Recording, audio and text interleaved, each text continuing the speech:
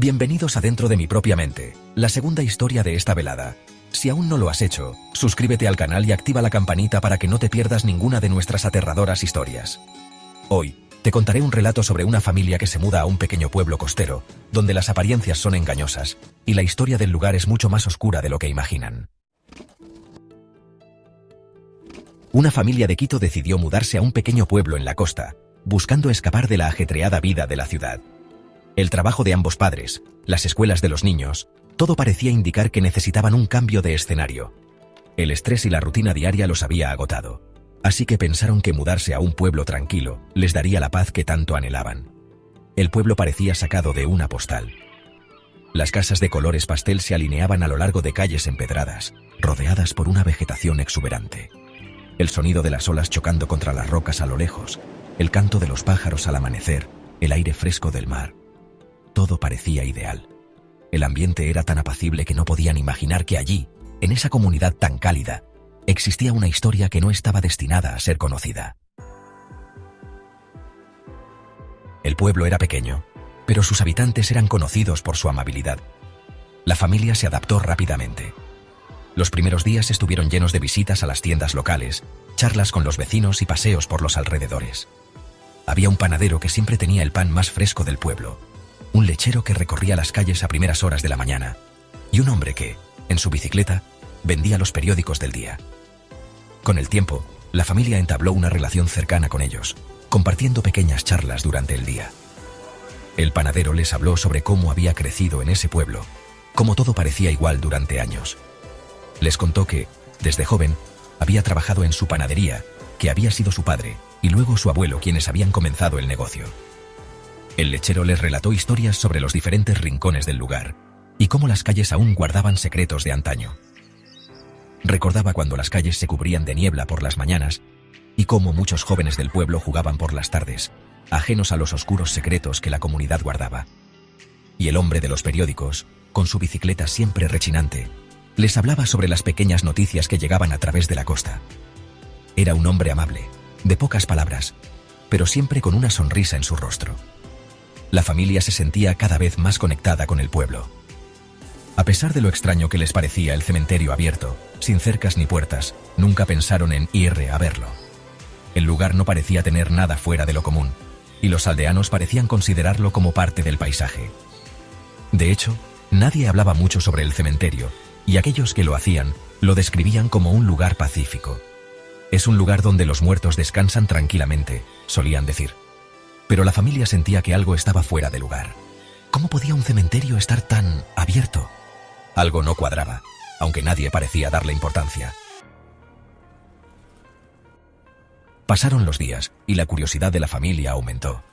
Quisieron saber más sobre la historia del pueblo, sobre los orígenes de esa extraña costumbre de tener un cementerio sin protección, al que cualquiera podría entrar en cualquier momento. Fue entonces cuando decidieron ir a visitarlo.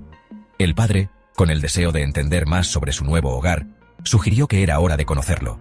Así que un cálido día de otoño, con el cielo despejado y una suave brisa que soplaba desde el océano, la familia decidió hacer el recorrido. Se dirigieron hacia las afueras del pueblo, al cementerio. El lugar no estaba lejos de la pequeña plaza, solo unos minutos caminando. La entrada, o lo que parecía la entrada, era un camino de tierra rodeado de árboles que se alzaban hacia el cielo. Al principio, todo parecía tranquilo, pero a medida que se acercaban, el ambiente se volvió extrañamente silencioso. No había ruido alguno, como si el aire mismo se hubiera detenido. Cuando llegaron, lo primero que les llamó la atención fue la estructura del cementerio. No había muro ni puerta que lo cerrara. Las tumbas se alineaban a lo largo del camino, y a la distancia, algunas parecían estar mucho más envejecidas que otras. Sin embargo, lo que realmente desconcertó a la familia fue que las lápidas de 3 tumbas en particular destacaban. Eran las tumbas de los 3 hombres con los que habían hablado tantas veces en el pueblo, el panadero, el lechero y el hombre del periódico. La familia se acercó a las tumbas, y al leer las inscripciones en las lápidas, se quedó paralizada. Las fechas de muerte que aparecían en las tumbas eran claras. El panadero había muerto en 1880, el lechero en 1890 y el hombre del periódico en 1900. ¿Cómo podía ser esto posible? Si esos hombres estaban muertos desde hacía más de un siglo, ¿quiénes eran en realidad las personas con las que habían estado socializando todos esos días? La familia no podía comprender lo que estaban viendo. Durante meses, habían tenido conversaciones cotidianas con estos hombres. Todos parecían tan vivos, tan reales, tan humanos. Pero ahora, frente a las lápidas, todo comenzaba a cobrar un tinte más siniestro. Al instante, un dolor punzante les recorrió la cabeza. La familia se sintió mareada, como si el mundo entero se desvaneciera a su alrededor. Los ojos les pesaban y la visión se tornó borrosa. En un parpadeo todo desapareció. Perdieron la conciencia. Cuando la familia despertó, ya no estaban en el cementerio. Se encontraban de vuelta en su casa, en sus camas, como si nada hubiera sucedido. Pero algo no estaba bien. Las paredes de la casa, que antes estaban adornadas con fotos familiares, ahora mostraban nuevas imágenes. Eran fotos en blanco y negro, con bordes deshilachados por el paso del tiempo. Fotos de los mismos 3 vecinos: el panadero, el lechero y el hombre del periódico. Pero lo más aterrador de todo era que las fotos no solo eran en blanco y negro, sino que parecían ser de más de 100 años atrás. La familia miró las imágenes una y otra vez, con incredulidad, y comenzó a analizar las fechas y los detalles. Todos los rostros en esas fotos, tan familiares en apariencia, estaban allí, inmortalizados en el tiempo, pero sus ojos parecían mirar desde una era lejana, mucho antes de que ellos nacieran. ¿Qué estaba pasando? ¿Por qué esas fotos tan antiguas? ¿Cómo podían los 3 hombres seguir apareciendo en sus vidas si ya habían muerto hace tanto tiempo?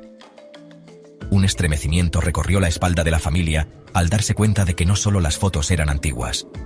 Los muebles de la casa, el reloj de pared, los cuadros en las paredes, todo parecía más viejo, más desgastado, como si el tiempo hubiera retrocedido sin que ellos lo notaran. La familia comenzó a preguntarse si todo lo que había ocurrido era una pesadilla, o si realmente estaban atrapados en un ciclo interminable. ¿Era posible que los 3 vecinos, el panadero, el lechero y el hombre del periódico, fueran fantasmas que nunca habían dejado el pueblo?